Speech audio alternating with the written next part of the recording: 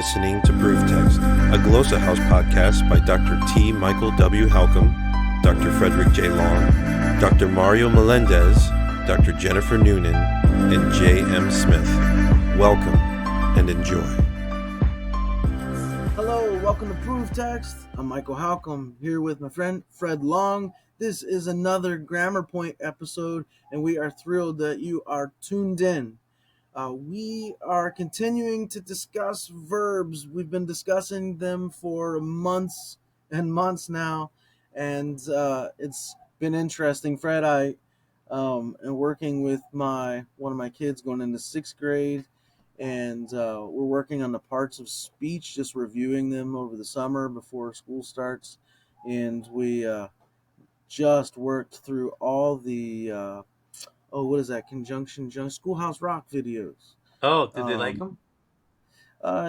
Yeah, it took a little bit getting used to. Some of the songs are really fast, the lyrics, and my son that I'm working through this with his first language was not English, so he's still learning English. But yeah, so it's been interesting to go back and watch those myself. They're actually pretty helpful.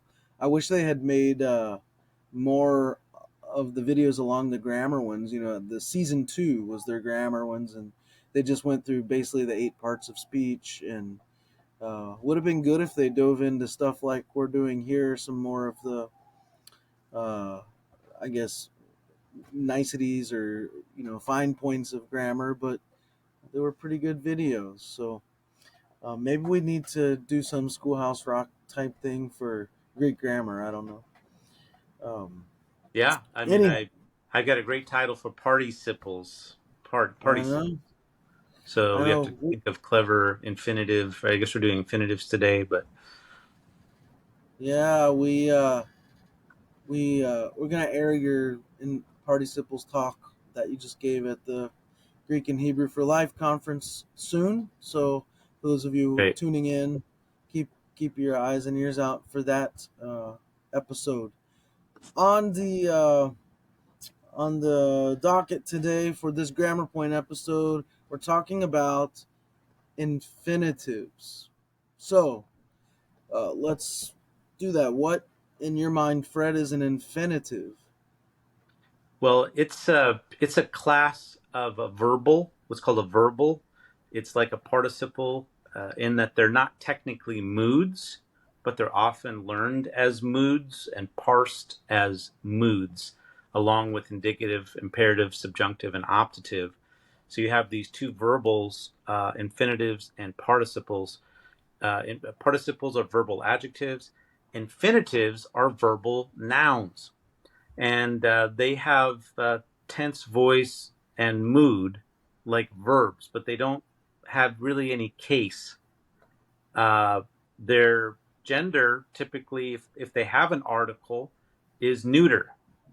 And often they'll have a genitive article if they're standing alone in making like a little subordinate clause. So yeah, they're a little bit tricky. Their words in English, equivalent of infinitive might be to run, to hit, to smile. Those are all instances of infinitives. A very common use is complementary infinitives, like I want to do something, I am able to do something, I want to do something. In English, those verbs take an infinitive to complete their meaning. That's why they're called complementary. That's very common use in the New Testament. They do sometimes stand alone, though, and function like nouns, kind of like running, hitting. Hitting is fun to do at a batting cage. That hitting is called a gerund in English, and the infinitive in Greek is used like that. So to live is Christ, to die is gain. Those are infinitives from Philippians chapter 1. We might say living is Christ, dying is gain. That's how we might say it in English and use gerunds, the participle gerund kind of form. So that's one use. They can stand as nouns to refer really to kind of concretize the verbal idea into a noun a noun. So that's kind of the genius of the infinitives, is they are verbal nouns. They don't show that many endings, right? So you just have tense voice Right. mood. So really I think I'm looking at my chart here, there's like 10 endings, main endings that you need to learn. They occur, let's see, 2,291 times approximately.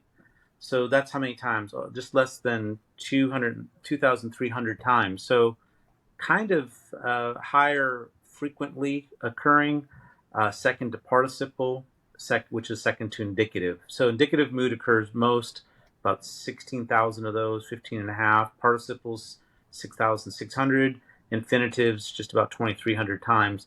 So in terms of a priority, they are worth learning pretty well, and particularly because they mainly only show like 10 endings. And if you look at my Koine Greek grammar, I've got a listing of them by frequency. Present active 761, present middle passive 239, aorist active formations 958, which can be a little bit tricky because if they're second aorist, that ending is going to be looking like the present infinitive, except that you're going to have a stem change. So really the present ending, the "-ine", present active, is worth memorizing because it's going to be found probably the most, even on second aorist forms. But yeah, those are the most frequently occurring ones: present active, present middle passive, and aorist active. But yeah, so they are not too hard to work with. Probably one of the trickiest constructions that really throws students off is when they occur with a preposition like is or en or meta or dia, pro. There's a couple others. But with these, it's forming a subordinate clause. And you're going to always have the article with this. You're going to have dia to on account of or because. That starts a subordinate clause of cause. Is or prosto, isto prosto form subordinate clauses of purpose in order that. And so then you're going to have the infinitive, and then you're going to have the subject of the infinitive or accusative of reference, depending on how you do it. That subject of the infinitive is almost always in the accusative case. So if an infinitive needs to take a noun that governs its action, it's typically going to be in the accusative case. The only exception to that is when it's the same subject as the subject of the main clause, and then if it has a representation, it'll be nominative case. So those are kind of rare, but it does happen. It does happen. But most of the time, you need to think of accusative case noun as the subject of the infinitive in its clause. And then sometimes it can be a little bit tricky, and there's exegetical debates about whether the accusative noun is the direct object of the verb or the subject of that infinitive. And so there's some debates. Typically, the subject occurs first if they're listed first, but there's some debate. So, yeah. So in a phrase like, just like thinking off the top of my head, like making something up, like east isto iselthine thalasan or something like that. Is that kind of like what you're thinking? Like How where do you you have that? translate that? Yeah, Isto, yeah. Isto iselthine thalasan. If that makes Dalasan. sense. So you have that the preposition, the articular Yeah, infinitive, yeah, and then the accusative, yeah, right? yep. I have an example here where there's actually debated Philippians 1:7. Dia to hachin me ente kardia umas.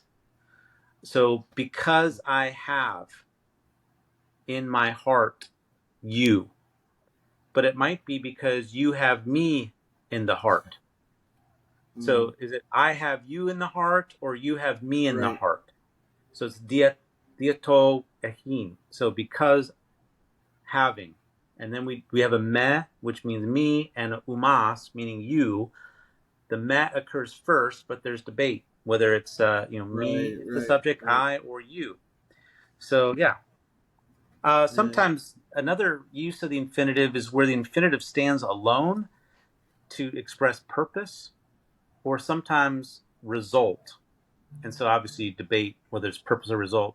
Sometimes the infinitive occurs with the genitive article, again, for purpose, or lesser times for Mm, result. So especially with verbs of movement. So Jesus says, "Don't think that I came to abolish the law or the prophets. I didn't come to abolish, but to fulfill." So right. there it's just the simple infinitive.